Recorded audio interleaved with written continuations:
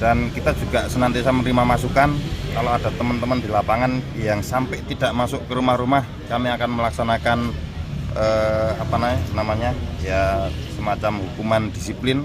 Para petugas saya harapkan melaksanakan coklit ini dengan penuh tanggung jawab. Artinya mereka yang namanya tertera di SK gitu ya, sebagai petugas nanti menjalankan itu dengan sungguh-sungguh, door to door ke lapangan, kemudian juga memastikan kondisi real yang ada di lapangan, tentu dengan beberapa item-item verifikasi.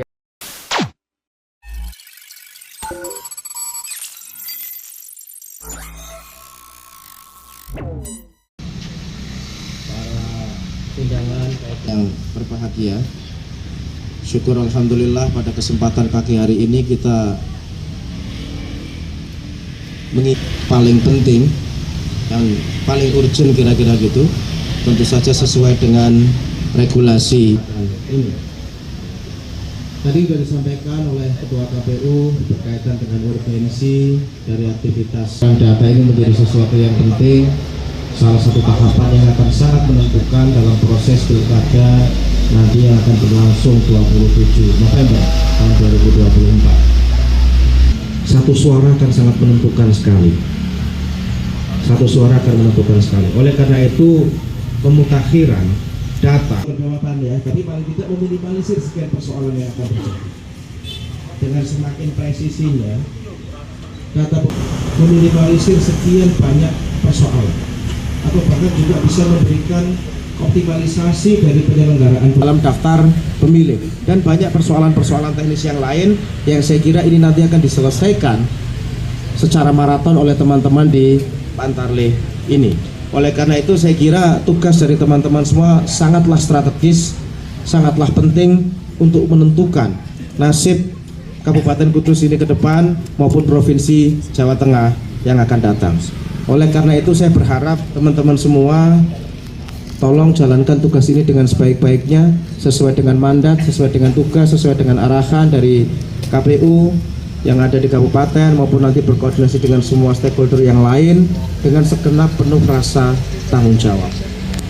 Nanti tiba-tiba nggak corok kasar wong pengadaan, engko disukon ning wong liya. Kan kira-kira gitu. Nama Anda tercatat di SK sebagai petugas yang akan melakukan coklit. Tiba-tiba termutakhirkan sesuai dengan kondisi dan update paling real yang ada di lapangan, yakinlah ini akan sangat membantu sehatnya kualitas. Bikinnya di bawah pohon, Pak. Gitu ya. Kadang-kadang muka-muka di Kudus nggak ada gitu ya Mas ya. Muka-muka di Kudus nggak ada. Awang gue cukup, aku ngisinya karo mangan mie ayam. Karena kita udah tahu dan udah hafal memang gitu loh. Di situ ada si A, si B, si C dan segala macam. Tapi karena saking hafalnya itu tak isi nih gue warung mie ayam cukup. Atau tak isi sambil ngopi santai cukup, kira-kira kan gitu. Nah hal-hal begitu tolong diperhatikan juga. Datengin betul-betul orang-orang itu. Karena kadang-kadang bias dari survei itu karena memang kita tidak lakukan secara konkret dan real di lapangan.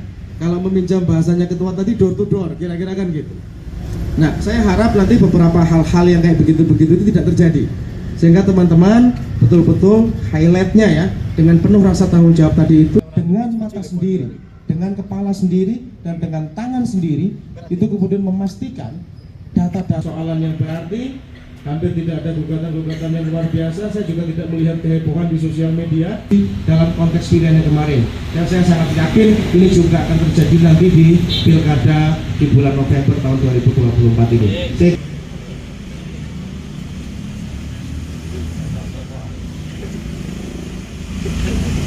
Akan silakan coklit tentang pilkada 2024 telah dilaksanakan, laporan selesai. Akan dibubarkan.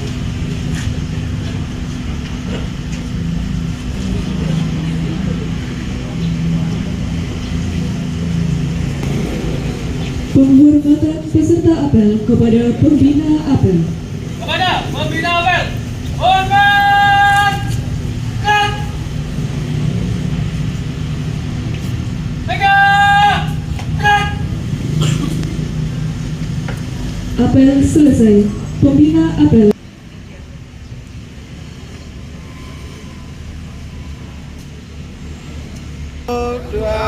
Dua, tiga, mohon izin.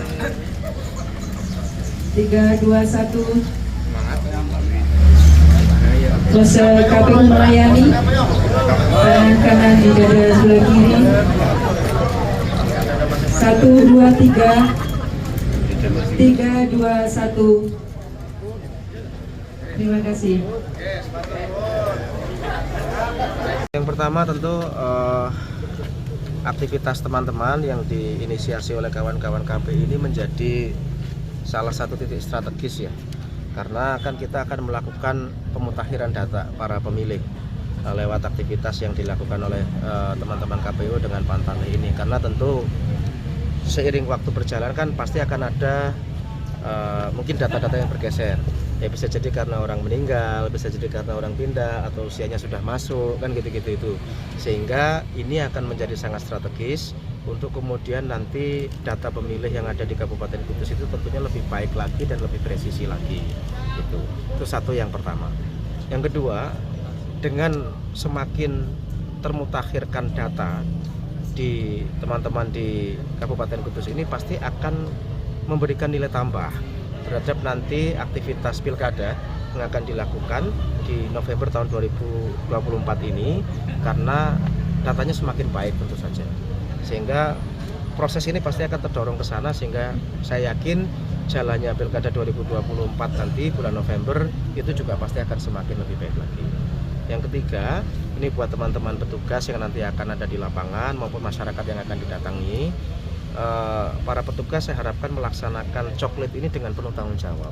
Artinya mereka yang namanya tertera di SK gitu ya, sebagai petugas nanti menjalankan itu dengan sungguh-sungguh, door to door ke lapangan, kemudian juga memastikan kondisi real yang ada di lapangan, tentu dengan beberapa item-item verifikasi ya yang sudah disiapkan oleh teman-teman dari KPU. Dan tentu buat para masyarakat juga tentunya yang nanti pada saat didatangi oleh teman-teman dari petugas untuk melakukan pemutakhiran data, ya menyiapkan segala sesuatunya lah.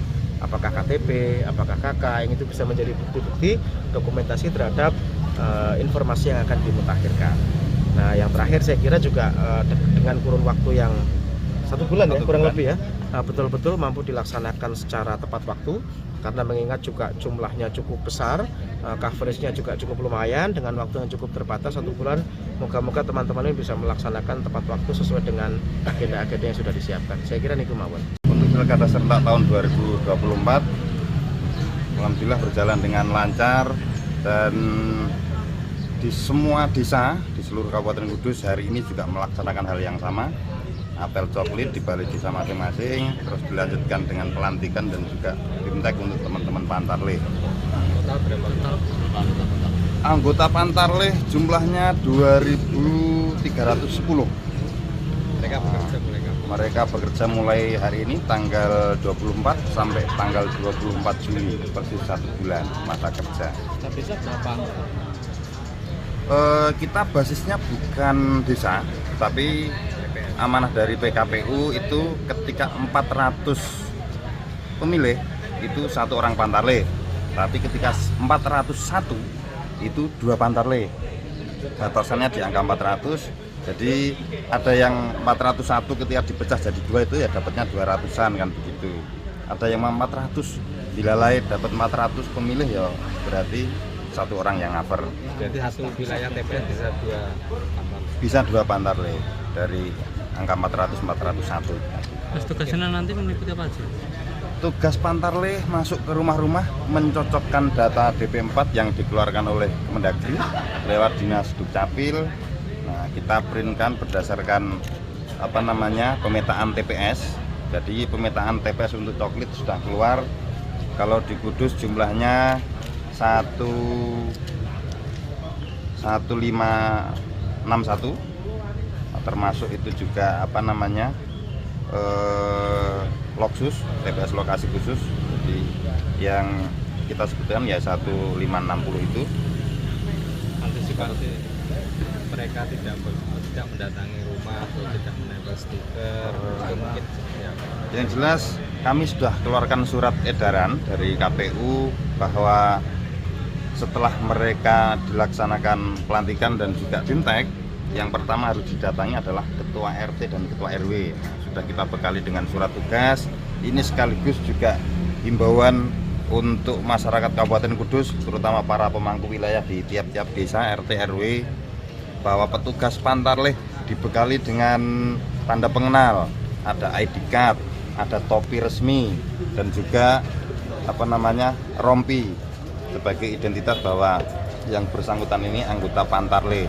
Jangan sampai di kemudian hari ada yang istilahnya embo-embo dari petugas, maka bisa dikenali mulai dari sekarang petugas Pantarle kita ada ID card dan lain sebagainya yang melekat pada diri mereka.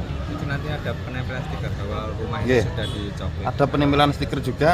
Kita nanti juga teman-teman Pantarle waktu masuk ke rumah-rumah juga ditemani oleh pengawas desa, PKD. Jadi kami minta teman-teman di bawah juga berkoordinasi bahwa setiap mau masuk ke rumah atau melaksanakan kegiatan coklit berkoordinasi dengan teman-teman PKD juga di lapangan sebagai pengawas. Ada sanksi? Ada. Yang pertama jelas tentunya data kependudukan, karena di situ ada NIK dan lain sebagainya, alamatnya lengkap. Kita data kependudukan itu dilindungi oleh akses undang-undang konfidensial. Artinya ketika ada kebocoran dan lain sebagainya itu tuntutannya bisa pidana. Maka kami minta teman-teman di lapangan juga yang amanah dalam melaksanakan pekerjaan, karena menyangkut data banyak masyarakat yang mereka pegang. Dan kita juga senantiasa menerima masukan. Kalau ada teman-teman di lapangan yang sampai tidak masuk ke rumah-rumah, kami akan melaksanakan semacam hukuman disiplin atau kita panggil klarifikasi, dan agar tidak terjadi data geser di lapangan, karena yang masuk ke rumah atau dikerjakan dari pohon itu nanti kelihatan.